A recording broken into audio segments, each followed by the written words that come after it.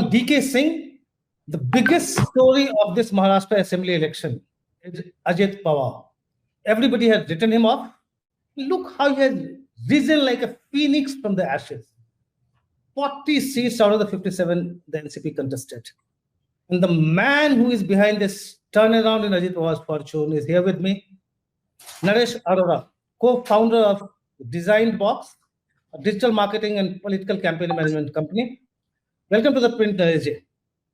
Thank you, DK Singh ji. Thank you for your kind words. Before I come to the elections, I have this question which has been weighing on my mind for a while. Why this DesignBoxed, the name of the company that you chose? What's the idea behind this name? This name has been chosen by my partner and my schoolmate. She's the one who decides on the creative aspects of everything. So when we were to incorporate this organization, so the naming activity was left to her. So she came up with this name DesignBoxed, and I generally go by his instincts on that. So I didn't ask much about it, but thereafter I could see that everyone was interested in it, and most of the people till date spell it or pronounce it wrong. They either call it DesignBox or they call it Designed Box. Everything. I've seldom seen anyone pronouncing and writing it correctly. So it holds a distinct value, and that is why I can see that you were also interested in that question. So this name came from her. Okay, let me come to the elections now. So when you brought that turnaround for the Congress in Karnataka or at other places, I mean, Karnataka, at least you got about a year to work on. Here in Maharashtra, when you were approached, did you feel intimidated because you hardly had any time, and given Ajit Pawar's image, like everybody thought he was gone, like NCP had won just 1 out of 4 Lok Sabha seats. Everybody had written him off. Was it a daunting thing when you were approached?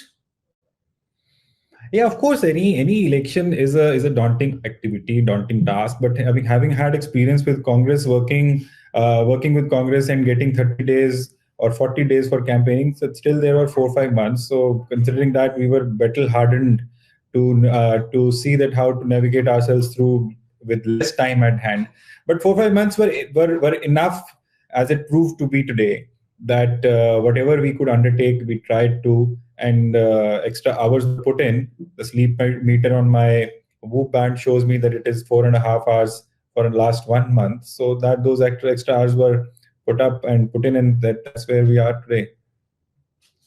When I met you in Mumbai, you said it will be definitely more than 30-35. As it is, we speak, NCP is leading on 43. Are you a bit surprised? Has it exceeded your expectation? I would not say I'm surprised, but yes, we were confident about a bracket of 30 to 35. We were very confident about, because I had the luxury of working seat by seat, because there were a handful of seats in comparison to other parties, and out of 288, we were contesting 57. So the seat by seat understanding was there, and I could see that these are the number of seats which we are surely ahead. The surveys were telling us whatever we were getting from the ground and our secondary researches. Yes, post that number, yes, there are few seats which we were not expecting to win, but they have come to us, and they have not come to us by a whisker. They have come to us by a big margin. So that tells us that we were being conservative, and the voters were not being conservative. Their outpouring was much bigger than what we would have expected. So tell me the story of this turnaround. How did you do this? See, there were few factors which were to be, first of all, understood. The number one being that Mr. Ajit Pawar was not functioning and as a deputy chief minister anymore. He was alongside the national president of the party, and he was to get votes in his names, a role which he had never undertaken. He used to contest Baramati, he used to go and campaign for other candidates, and that was it. Now, everything related to party also had to be run by him, and not just by passing circulars or signing appointment letters. He had to go to the masses. He had to re-energize his cadres. He had to see that these things need to come along, so that people can see that there is a party at play and not just a bunch of individuals or local satraps. So that role understanding was number one factor to start the campaign, which Mr. Ajit Pawar very readily understood. Once he understood that role, then he disembarked on the Jan Samman Yatra. That Jan Samman Yatra, which took him to around 40 constituencies, and it was a non-stop yatra. Every day he was traveling to a couple of constituencies. He was spending 2 days in Mumbai to undertake his ministerial duties to Tuesdays and Wednesdays. Apart from those 2 days, for 5 days he was traveling day and night to various parts of the state. And it started very early when no one was in the game. The Jan Samman Yatra at that point, not even our alliance partners, not even the opposition, no one was campaigning the way he was doing. And when he got out the way he did, with the new image, I would say, in which he was a smiling Ajit Pawar, donning a pink jacket. The campaign was a bit pink also, and the way it was connecting, it was giving confidence to him by the day. And when he saw that, he started liking it, he started enjoying it, he started putting more of his heart and soul into it.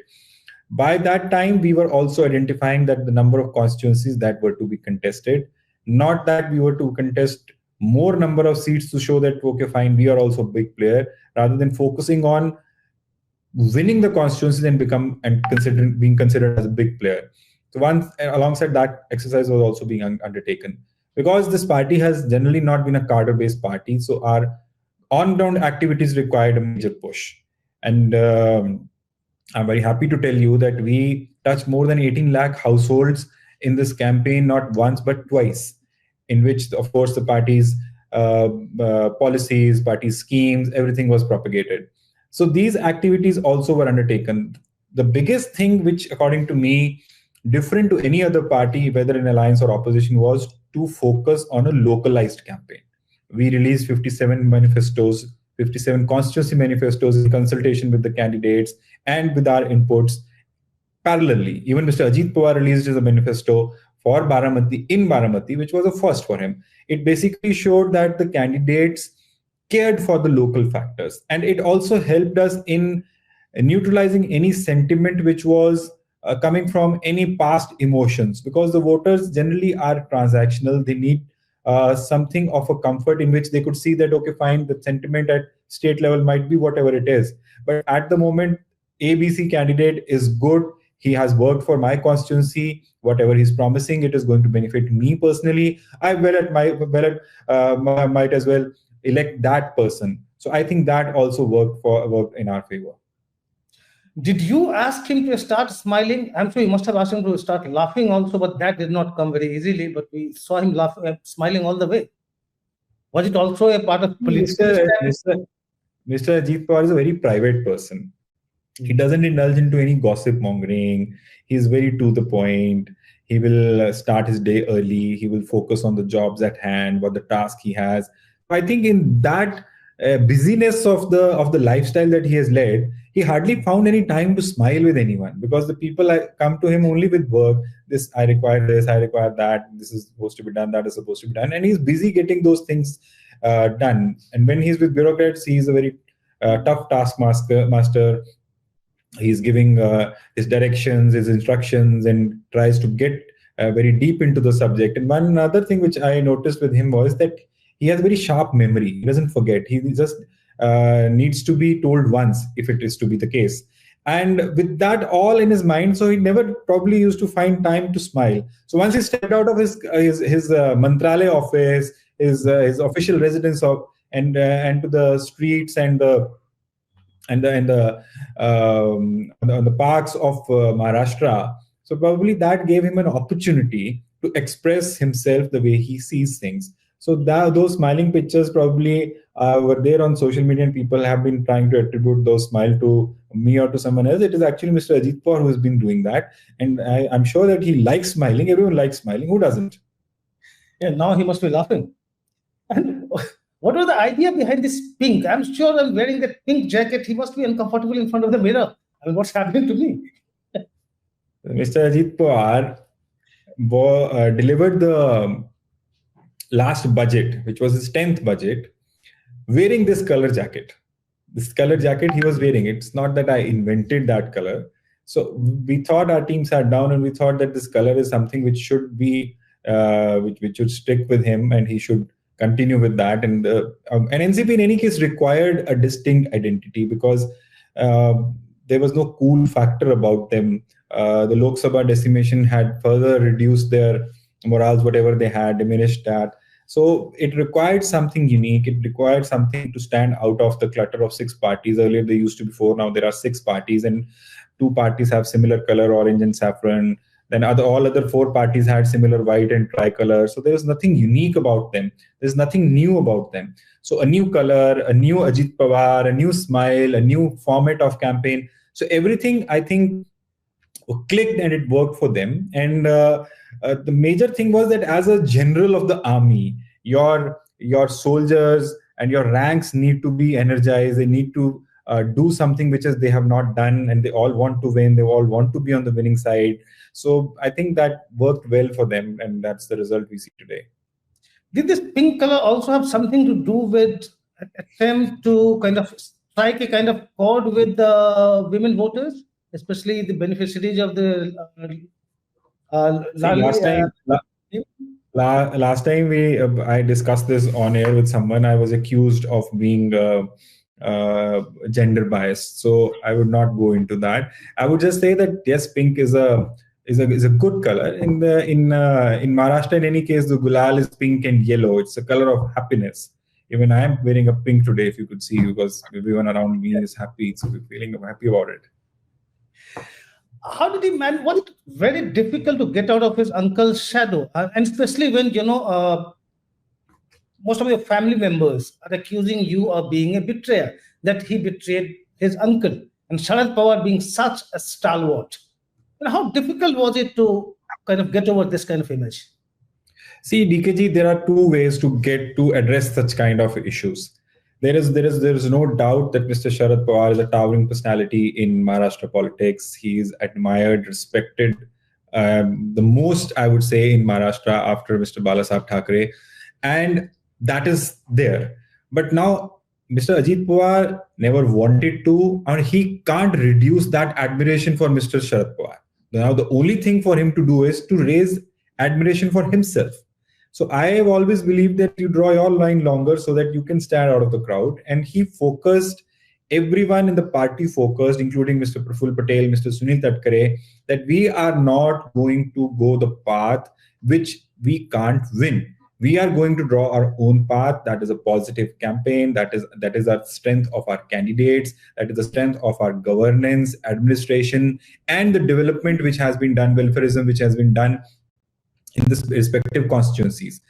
We did not deviate from it, even for a day, for a moment, for a statement. And that is for the media to see, because we keep track of the media narratives. We keep track of the positive and negative headlines, and that you would see that Mr. Ajit Pawar and his party stuck to the plan. They didn't deviate, whereas opposition kept throwing stones at him, at his party, including me. I'm surprised at why people should throw stones at people who are just working professionally. I was personally abused, trolled, which is the case when you are in public space. But to the extent that I was trolled and abused in this election, I didn't expect that. So I think that didn't work. That seldom works. I would not say it never works, but that seldom works. People vote for what they get.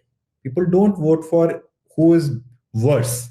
So this is a narrative which I, at least in my campaigns, have never tried to sell, that okay, fine, we both have bad, let us see who the worst one is. I always try to see that how we can portray and we can convey, we can disseminate that how we are better. You see that if your life gets better by voting the party or the candidates we're working with. So that agenda, I think, people like, people appreciate it. And it's not just with NCP, all other parties also in the alliance have reaped dividends of staying positive, and the positive campaigns generally lead to votes. Negative campaigns lead to only headlines.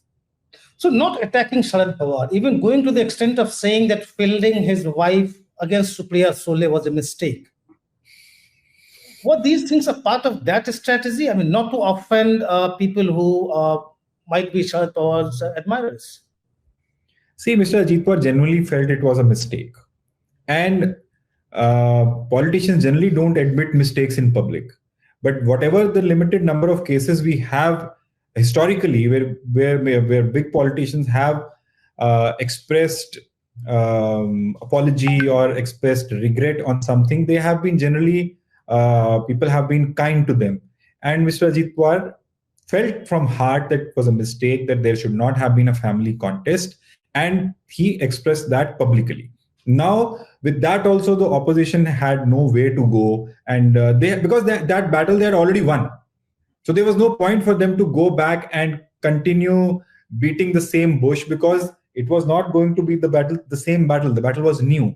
And that also gave him an opportunity to put the ball back in the opposition's court by telling that I committed the mistake first time and I am apologizing. I paid the price for it. Now they are committing the same mistake by putting up a family member as a candidate against me in Baramati.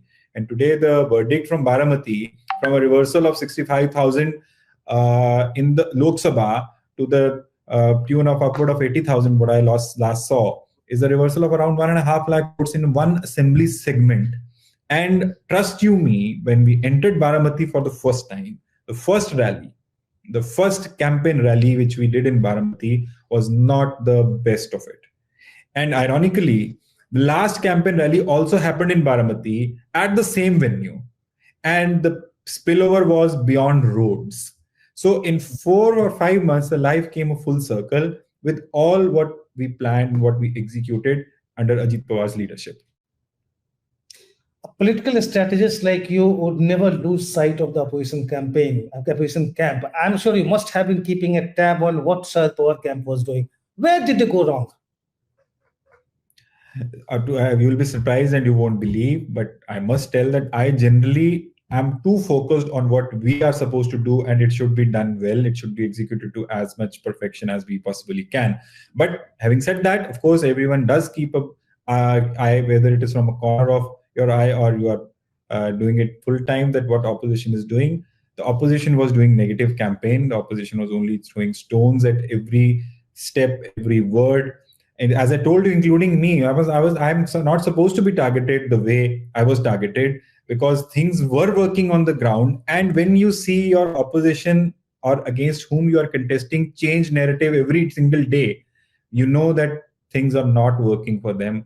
And that is why the narrative is being changed every day.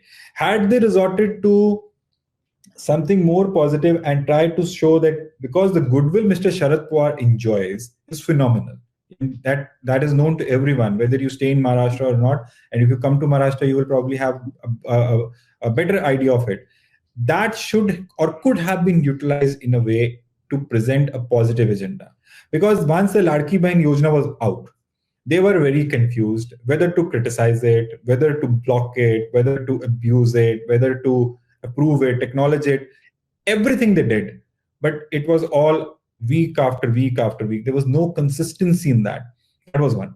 Secondly, what I see is that their ticket distribution went too far. It went too far with us also, but we had settlement on most number of seats, and we never were public in the alliance about the way things were being settled.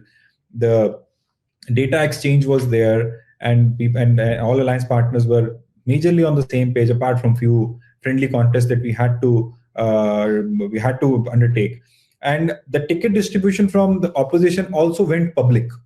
If you could see that the kind of statements that came out from the Congress party leaders, the Shiv Sena leaders, and then the formation of committees, and then going back to Delhi. So it kept getting delayed. What it further did for the Congress or the opposition campaign was that they couldn't launch the campaign in time. They launched it very late in the day. By then, the major game was settled. And I think that is where they could have been a bit more proactive.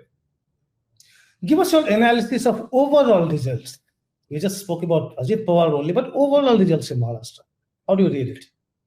See, overall results again are testimony to the fact, which I have said on your show also a couple of times in the past few years, that positive campaigns lead you to victories. Negative campaigns will generally not lead you to victories. And 2024 parliament elections are the biggest testimony to that statement, that the ruling alliance was leading a negative campaign of whatever they were saying. You know that those statements I won't repeat, and they fell short of the majority, the BJP. They realized that this is not going to work. They very carefully put their head down in Haryana and saw what worked for them, what didn't work for them, what can work for them. And in that quest, they worked towards that direction.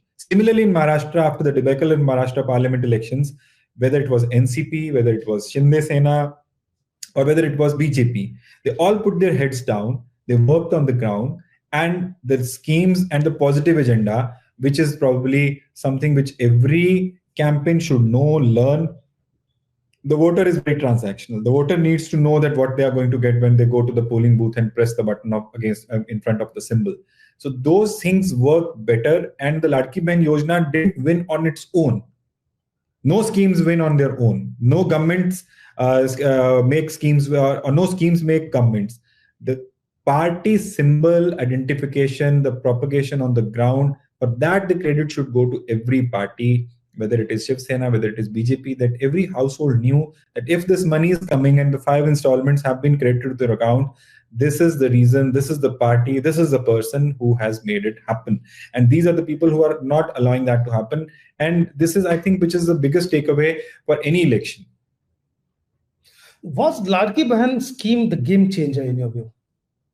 Yes, of course it was. It gave a lease of life to the ruling alliance. And then the way it was campaigned, the way it reached people, that is, again, as I said in your answer to your last question, that is something which all these 3 parties should be credited with. The Ladki Bahin Yojana was a lease of life, but the way it was used, the way it went, it was campaigned all over the state, door to door, house to house. That is something which has resulted into the massive victory and decimation for the opposition. You were the one who came up with that 6 guarantees poll plank in Karnataka that turned things around for the Congress there. Again, from one state to another, you have been doing that, and wherever you have been involved, and it has been working. Looking at what has happened in Maharashtra and even in Jharkhand, are these freebies here to stay? I mean, are they going to define electoral battles now? Well, from the look of it, it does. And I generally not see them as freebies. I see them as social security steps which the governments are supposed to undertake. It is too late in the day for our country also that these schemes have stepped up, have come in now, when the governments are not able to generate the kind of employment that they should be, and the other benefits to I would say a prosperous life for the ones who are not as privileged. These are the steps the government should have taken long back. Tamil Nadu started in the 60s with these kind of what so-called freebies, which I say it's social welfare activities the governments are obligated to do. So I think that now that because they are giving electoral benefits, I'm seeing that they are benefiting the India Alliance in Jharkhand as well with the scheme similar kind of scheme which they have in Jharkhand also. So I see that these schemes are here to stay. We know how you turn things around in Karnataka for the Congress. Even in the recent Rajasthan election, I mean, only last year, everybody had written off the Congress. Congress did a creditable job, in fact, a very, very decent tally they got. Earlier, in 2018, you were involved in Chhattisgarh elections also. Things changed for the Congress. In Maharashtra, if you were the Congress party's poll strategist, how would you have done things differently? See, I'll leave that question for another day because I was thankfully not Congress party strategist in this election. People were planning, they did to their best of abilities, and it didn't turn out to their expectations. My good luck to them, whosoever is doing that. But there was one thing which I generally don't allow to get to me is complacency. They were complacent. They thought that it is a done deal after parliament elections. They only woke up post Haryana elections, I would say. That, okay, fine, this something can work out. And even then, I think they had time. But that time was not utilized. That was the major thing. Otherwise, a lot of things, see, in any election, there are a lot of things which we all do right. There is a fixed template. This is how things have to run in an election. But elections are generally won by ones who commit the least number of mistakes, who do things timely. And if you fall back on one or two of them, then the battle gets out of hand. And I think that is what has happened with the opposition. With the scrabble over the chief ministership and the seats, candidates, a lot of things could have been handled very well because they were a better oiled alliance. They had won together. That creates more trust. That creates more sense of, I would say, accommodation. When there was another alliance on the other side in which the alliance had not won together, they had lost. So that leads to a lot of tug of wars. But this alliance held better. The expectation from the other side was better, but this alliance held better. That's what I say. You worked with the Congress for so long, from Chhattisgarh, Punjab, Rajasthan, Karnataka. I mean, I can keep counting. What happened this time? How come you landed up in the opposition's camp? Well, I, after Rajasthan, was not very keen on taking up any such assignment. But when our talks happened and the opportunity was there, so I could see that there is something which people at that point were mentioning, that with Ajit Pawar, one was ready to write Naresh Arora's obituary as well. So you know me by now that I try to and like to take up challenges. So my team was also against it, that this is a suicide committing what we are doing. But then I said that, okay, fine, let's work in a state where we have not worked, and it's a non-Hindi speaking state. We don't know the language much, and let us see. People are not having any expectation from us in any case. So might as well try our luck and try to see that whatever best we can do. So that was the only incitement, I would say, or excitement about it. And today the results thankfully have fallen in our side, and I would humbly accept them. I don't know how closely you have been looking at Bihar by-polls. I'm sure you must be busy, Maharashtra thing. But there, Prashant Kishore's party, Jan Swaraj party, has come third or fourth in different seats. It has not had a good outing. Now, let me ask you a cheeky question. Is it so difficult for a poll consultant, poll strategist, who makes other people win, to become a politician himself and win the election for himself? See, I am in an enviable position of not having to do it for myself. So I can't be able to, I can't speak for anyone else, but of course it is a difficult thing when you are doing something for someone and you need to do it for yourself.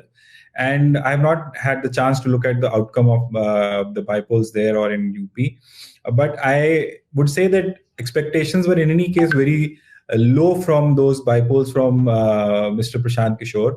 Though when he did make the party, I texted him wishing him well.